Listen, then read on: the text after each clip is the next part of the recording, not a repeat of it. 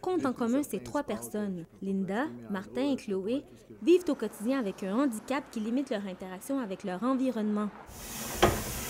Atteinte d'une incapacité permanente survenue à la suite d'un accident au parc aquatique du Mont-Saint-Sauveur, Linda Foubert souffre aujourd'hui d'arthrose. J'ai la fibromyalgie aussi. Ça, éventuellement, ça a pris du temps. En premier, c'était des petites ostéophytes, 2 petites ostéophytes dans le cou. Et puis, j'étais rendue que je ne pouvais plus utiliser mes doigts. Martin Deschamps, chanteur connu, vit depuis toujours avec les séquelles d'une agénésie. Il s'agit d'un défaut de développement survenu lors du stade embryonnaire. Je suis handicapé de naissance, donc j'ai appris à vivre avec mon handicap, puis je m'adapte aux situations d'une façon assez naturelle.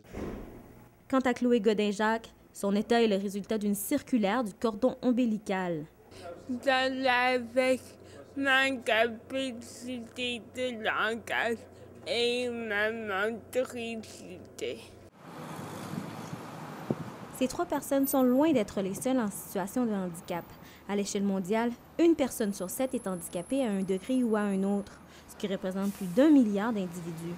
Pour Linda, ce sont ses douleurs aux mains, au cou et au dos qui l'ont forcée à cesser de travailler. Ma patronne est venue me voir et elle a dit non, tu peux vraiment plus travailler.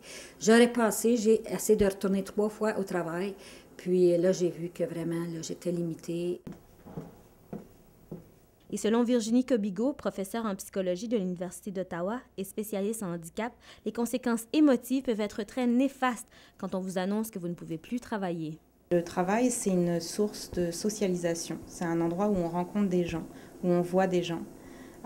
Et donc, quand on ne peut plus aller travailler, on se retrouve dans une situation d'ennui parce qu'on n'a rien à faire de nos journées, de perte de valorisation et de perte de réseau social. Il y a des gens qui n'acceptent pas ça. Il y en a qui... Ça ne paraît pas. Premièrement, même au travail, ça a pris bien du temps à croire que j'étais malade parce que ça ne paraît pas. L'acceptation de l'environnement qu'il y a un handicap et pas toujours...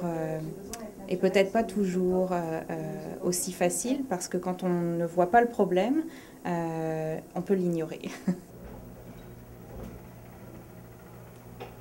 Vivre au quotidien avec un handicap n'est pas chose facile. En plus de leurs conditions physiques, plusieurs seront confrontés au cours de leur vie à des problèmes de santé mentale.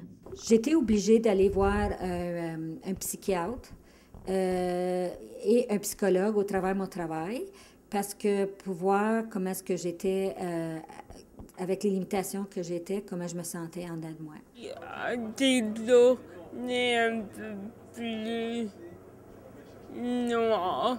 Je pense que c'est normal d'être découragé des fois. Quand on est en situation de handicap, on est plus vulnérable à la dépression, par exemple, ou à l'anxiété. Ça, c'est certain parce qu'on a des stress importants dans notre vie. Non mais vous avez fini de jouer, hein? Mais en fait, vous sentez rien du tout, là. Mais heureusement, les personnes handicapées sont de plus en plus acceptées dans la société. On le remarque notamment avec la sortie du film Les Intouchables, qui relate l'histoire d'une amitié entre un tétraplégique et un jeune noir. Une autre vidéo connaît aussi son lot de popularité sur les réseaux sociaux. Elle montre des mannequins répliquant parfaitement la morphologie de personnes atteintes d'un handicap physique. Bien qu'on remarque un net avancement dans la sphère sociale, la lutte aux stéréotypes demeure un enjeu de taille qui est loin d'être terminé. Il faut continuer, il faut se battre toute la vie. Si tu veux faire quelque chose, tu dois vraiment foncer et tu ne peux pas prendre non pour une réponse. Émilie Dufour, La Cité, Ottawa.